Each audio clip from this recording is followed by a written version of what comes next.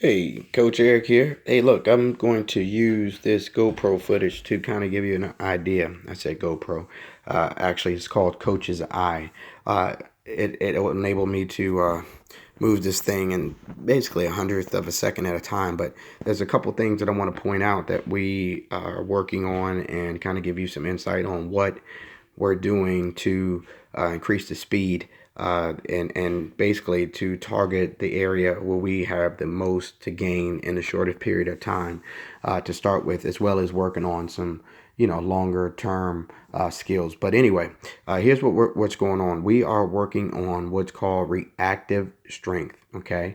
Obviously, both these guys are really strong. So, however, with the lack of plyometric training, the reactive strength, which is the once the body, of course, contacts the ground, the gravity is pulling the body down to the ground. Well, what turns it all back around so that you can push away from gravity is reactive strength, which is the reducing of the force efficiently and quickly. Okay, so that's a it's a strength thing, but we know the strength is there, so we know it's more of a mechanical thing when it comes to these guys. So check it out, see what you see. I show you what I see and give me your feedback. But basically, what's going on here? First thing I want you to know is that you can see that I synced it so that they're going in at the exact same moment. Okay, now throughout this deal here, Jack tends to get an about a half a step, or half a what we call half a cycle on Max. Okay, and we'll address that. But so anyway, his foot contact is quicker in this sense. Okay, and say Max is a tad bit slower. And I measured them. Max actually has about 2/10 of a second, whereas Jack is getting about 16th, 17th. So you can see it makes a difference. It makes a huge difference. Okay, but the whole story hasn't been told yet because these are, I think, maybe about 11 hurdles, and eventually they're going to be probably over 20. And these hurdles. These are called wickets, and they're actually they are progressively further apart as you progress down, yards as you go 10 more yards, 20 more yards. So ultimately, they could be as far as 6.5 feet apart, and these actually started at 4. And this section in here is just about it's not even really 5 feet. So the question is, can Jack maintain that foot contact and continue that throughout the run? My guess would be that it probably wouldn't happen at this point, and I'll show you why. There's the two other things that I want to point out, and comparing them actually gives us a point of some I guess it gives us some point of reference, I guess. Yes. So watch how this works. Okay. So when you look at let's look at Max first. Look at Max and notice how when Max is striking the ground, you can still see that his heel is off the ground. So he's running on the ball of his foot. He's striking on the ball of his foot. And therefore, by striking on the ball of the foot, you can actually get a greater extension in the leg area. Okay. So if, let me see it right here. And you can see that's about 39 degrees. Okay, now ultimately we're going to want to come in somewhere around 55, almost 60 degrees. And so that's a pretty firm straight leg, and basically the same mechanism that's used when you do the stretch reflex of the posterior chain, right? The explosion, the triple extension. So this is where all that comes into play, because when you strike with the right at the right angle, the leg automatically cycles under and recovers quickly. And I think you get that in concept. So I'll just leave that right there. But if we go over and we look at Jack over here, let me back him up a bit. Okay, you'll see that Jack is his feet are actually quicker, but he's getting flat-footed there, right? And there. Okay. Now, what's happening? What's good though is that he's striking pretty much under his hip.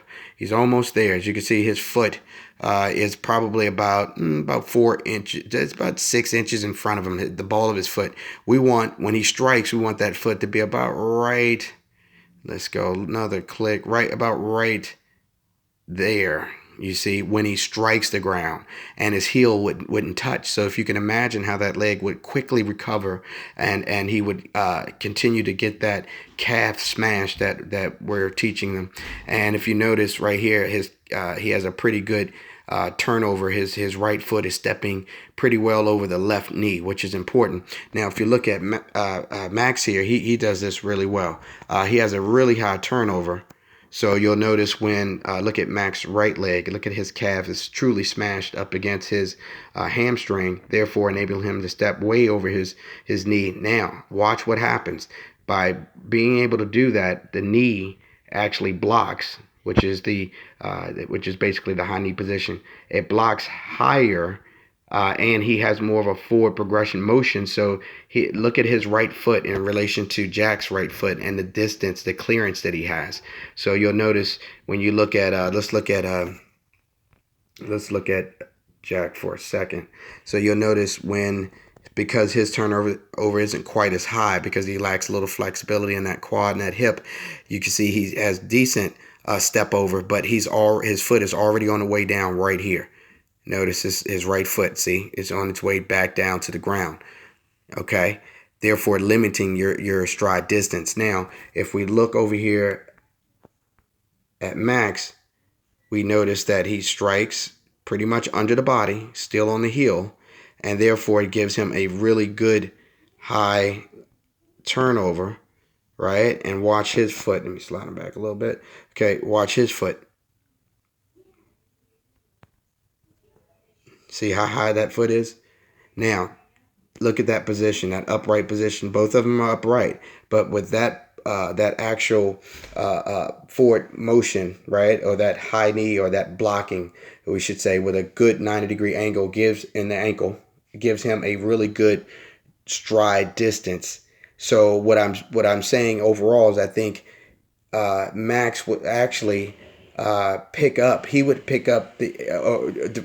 would actually develop more stride distance progressively, enabling him to actually carry this out for to the 6 foot or 6.5 foot. Whereas I think Jack, without adjustment, he would not be able to carry that same 17th of a second contact and still be able to travel enough distance to actually strike in the middle of each of these hurdles. And that's what the wicket helps to determine. So that's really what we are working on at the moment. And as you can see, that's clearly not a strength thing. These boys are strong. This is an actual, it's a mechanical thing, but it relatively speaking, it will increase the force production to the ground. So it is a force thing. So anyway, that's what we have going on right here. And I'll take a minute to tell you what we'll be working on next time. This is going to be consistent with their acceleration as well. Once we start working on their acceleration, and I'll analyze that next time, we'll probably see something very similar. So this skill, this discipline, of what we're teaching here is going to carry throughout their entire run. So when they're running a line drive, that from home to first, or whether they're actually getting a break and running for a good 60 or 90 yards or even more. So anyway, this is pretty much what I wanted to send over to you. So check this out, and if you, I'm sure you're gonna probably want some questions, but I wanted you to have this first as opposed to just some lip service. Okay, so hopefully all is well, and I'll talk to you soon.